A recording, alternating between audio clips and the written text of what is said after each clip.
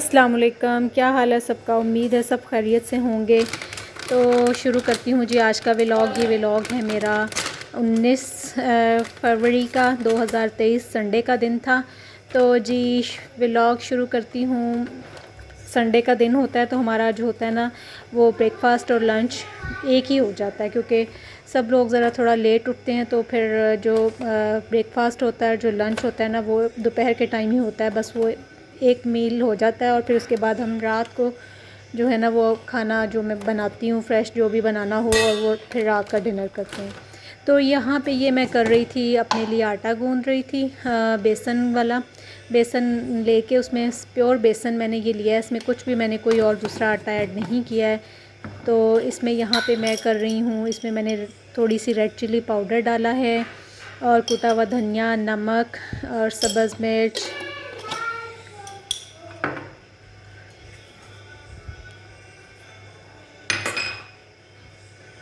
कुटा हुआ धनिया इसमें डाला है मैंने, और इसमें सब्ज़ मिर्च, प्याज और सब्ज़ धनिया डाला है।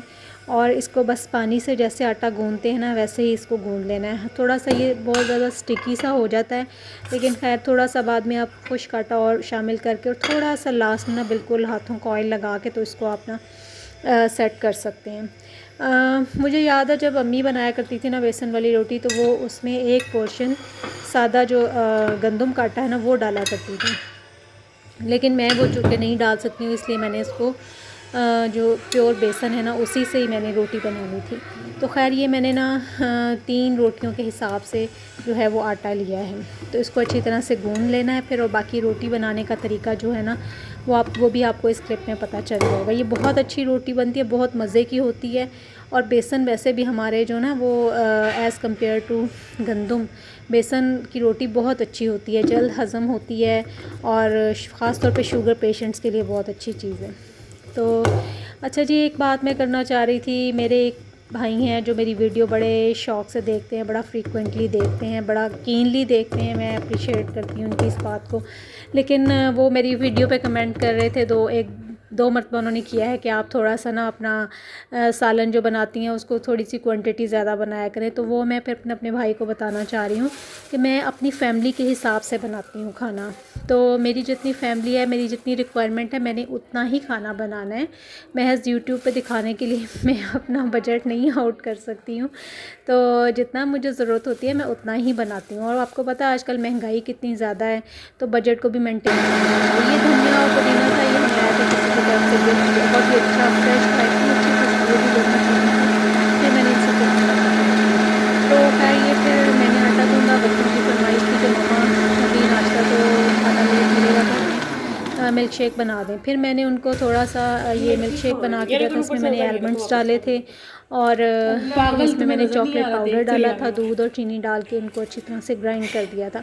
फिर ये था कि वो एक एक गिलास उन्होंने दूध पी लिया ना, तो फिर दोपहर तक जो था 1-1:30 बजे तक उनका जो है ना वो आराम से गुजारा हो जाता है। अब ये फिर 1:30 बजे का टाइम था। अब ये नाश्ता प्लस लंच जो था वो होना शुरू हो गया था। तो पहली फरमाइश ये आई थी कि जी शामी कबाब बना दें, फ्राई कर दें और साथ पराठा बना दें। ये मेरे हस्बैंड की फरमाइश थी, तो फिर उनकी फरमाइश पे मैंने ये उनके लिए कबाब फ्राई किए। कबाब फ्राई हो रहे थे और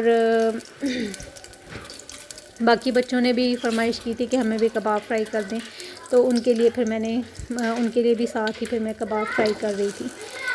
तो ये बात है, आपको आज पता है आजकल फिर महंगाई के जो हालात हो गए हैं, पेट्रोल की प्राइस और बढ़ गई है।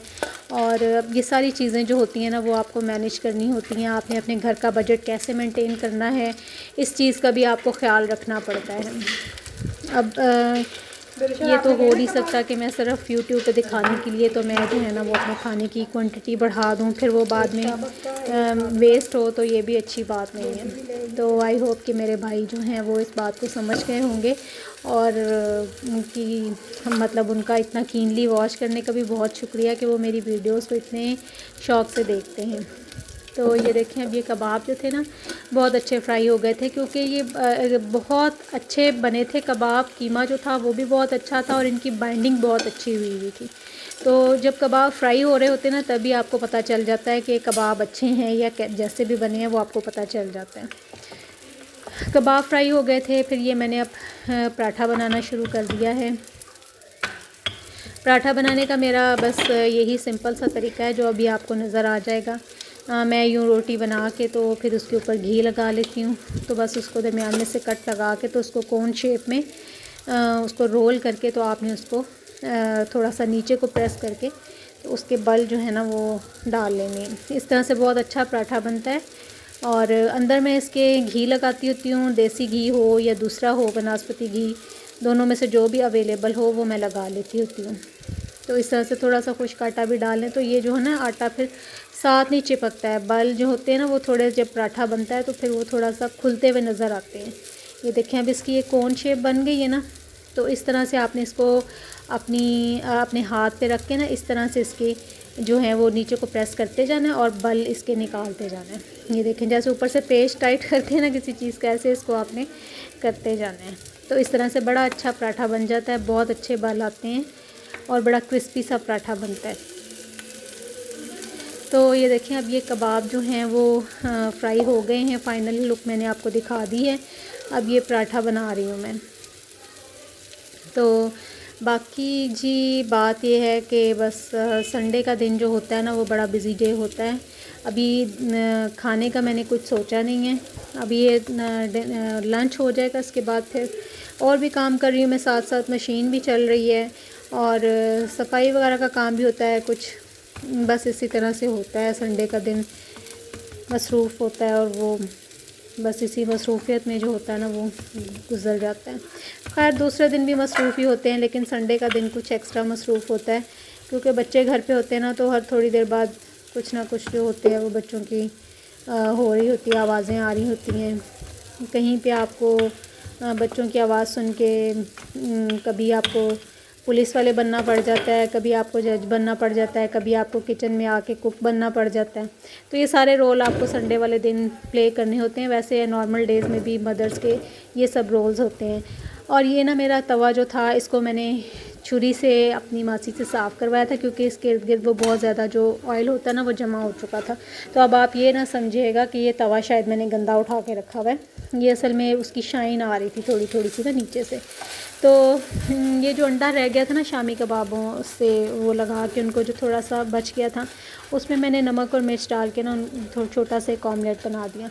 तो ये भी एक मैं आपको टिप देती हूँ कि जब अंडा आप शामी कबाब फ्राई करते हैं ना तो अंडा जो बच जाता है उसको या तो यूँ उसका आप छोटा सा ऑमलेट बना लें या फिर ऐसे करें। मैं यूजुअली ज़्यादातर ये करती हूँ कि शामी कबाब जो फ्रीज़ हुए होते हैं ना उन्हीं के ऊपर वो अंडा लगा के ना तो फिर वो मैं रख देती हूँ, तो जब आपने फ्राई करने हो तो आप निकाल के ईज़िली कर सकते हैं।